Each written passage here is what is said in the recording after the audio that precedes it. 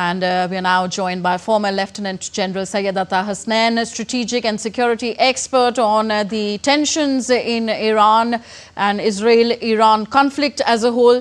Sir, welcome to DD India News Hour. Israel launched strikes on Iran and Iran fired back with missiles. Later, Israel's defense minister warned that Tehran will burn if the attacks on Israeli civilians continues. So do you see a significant or serious escalations in hostilities between Israel and Iran? Thank you, Tanvi. Thank you, first of all, for inviting me for your program. Yes, I think the thing which the public needs to understand, people need to know, is that fact that Israel and Iran do not enjoy a common border. So whatever is happening has nothing to do with movement of troops, etc., which is normally associated with wars and conflicts. Here it is all about missiles, drones, which are being fired into each other's territory. It's a question of escalation. It started with the Israelis doing it, and thereafter, historically, the Iranians have not retaliated. But beginning of this year, we saw the first responses coming. In this current conflict, Iran has decided to also escalate and fire back. And reportedly so far, they have been able to impose a little bit of damage in Tel Aviv and some other urban centers in Israel. Although Israel claims that it has been able to do much more inside Tehran. So I do see that we are at a very crucial juncture at this moment. It's a question of the next step. How much more destruction is caused, how much more destruction is aimed for, that will decide the escalation matrix. Israel's current air offensive against Iran is aimed at stopping that country from developing nuclear weapons. But some military experts say that a nuclear site at Fordow in Iran, which produces enriched uranium, is dug into a mountain, and it would be difficult for Israel to destroy it by bombardment. So what would be Israel's likely play here? See, this we have known for the last 22 years, ever since this development started in 2003, when it started getting revealed. We knew that some of the nuclear facilities like the heavy water plant, etc., are above the ground. But the prime issues, the things regarding refinement of fissile material, etc., all this is dug down very deep inside. Natanz, Fordow, and places like that. And it's under deep rock. There's a layers of rock here.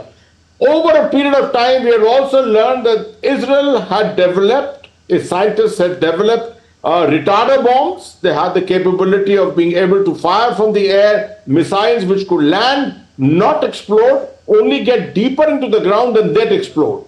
This may have been tried out this time, tested, but so far damage assessment does not appear to show any major success. We will come to know as we go along by and by whether any success has been achieved. But so far what seems to be on the cards is that the Israelis have been able to destroy some of the facilities, overground facilities, but the underground ones are yet being assessed. Okay. An exceptional meeting of the UN Nuclear Watchdog's Board of Governors is to be held to discuss Israel's strikes on Iran. What, if anything, can we expect this meeting to achieve? I think it's just a question of issuing out cautionaries to both sides, asking them to hold in abeyance these attacks, which are now getting very, very dangerous because the Iranian attacks have actually been targeting urban centers inside Israel, and there have been civilian casualties. Now, Israel has also threatened to do the same, pay back in the same coin, and if that happens, this exchange may go beyond control. This is exactly what is being looked at, because it's not just a question of a binary between Iran and Israel. An escalation here can cause a major amount of tension all along the Middle East. We are aware of the kind of conflicts which exist in the Middle East. Some of them staying in the hands of proxies, which mercifully at the moment are comparatively weaker. But there are tensions of all kinds, and we don't want particularly the maritime routes along these areas to get affected. Okay, Iran has also issued threats for strikes on the US, UK and French military bases in the region. How dangerous could that be? Well, this kind of a threat did come in 2019 too.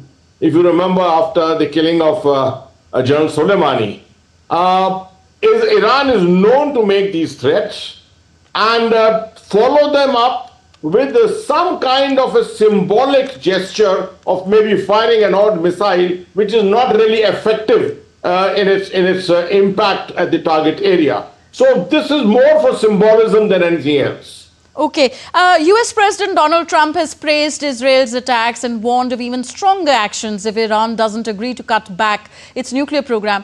Do you see Iran cutting back its nuclear program? And what could be those stronger actions the US President is speaking of? Well, so far, Iran has been subjected to some of the most stringent sanctions which the international community has ever seen. It's been able to survive through it, but no one can say that Iran is in any kind of a healthy state as far as its economy is concerned. There are huge humanitarian concerns within Iran too. To cut back the program merely under threat is unlikely. If anything which can force Iran to cut back at all would be a solid military defeat, which at the moment, under the current circumstances, does not seem to be on the cards. And what is the outlook for global crude oil prices you are expecting or foreseeing as a result of the situation in West Asia? Well, we've been monitoring this in the last 48 hours. The prices of oil have risen. We have seen even in India, the stock markets have also taken a bit of a beating, some amount of crashes, 0.75% on the most of the markets which are in India. So it is affecting. I think everyone is on a wait and watch. It's a question of how much more escalation is likely to be caused. If tomorrow and the day after, perhaps, if the escalation levels rise and casualty levels rise, evacuation of civilians from all these areas starts, obviously then the prices are going to take a beating. Okay. Next 48 hours, as you say, are crucial. That's Thank you very much, Syed Atta Hasnain ji, for decoding this conflict as of now. But 48 hours remain crucial. Thank you very much, sir.